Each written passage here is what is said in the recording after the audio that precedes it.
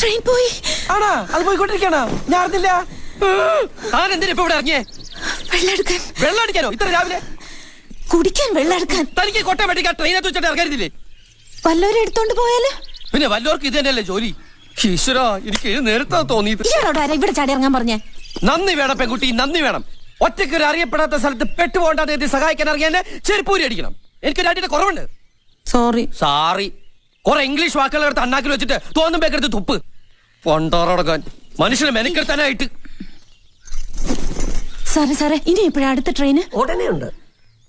എന്നാ അതില് പോവാലോ. അത് വളണ്ടിപ്പോലേക്ക് ചാണകം കൊണ്ടുപോകുന്ന ട്രെയിനാ. അയ്യേ.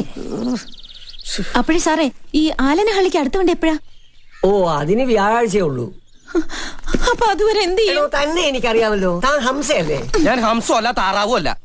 വ്യാഴാഴ്ച വരെ നമ്മളിപ്പോ എന്താ ചെയ്യാ? വ്യാഴാഴ്ച വരെ അല്ലേ? അത് നമുക്കൊരു കാര്യം ചെയ്യാം. ഇങ്ങനെ തൊങ്ങി കളിക്കാം. ഇങ്ങനെ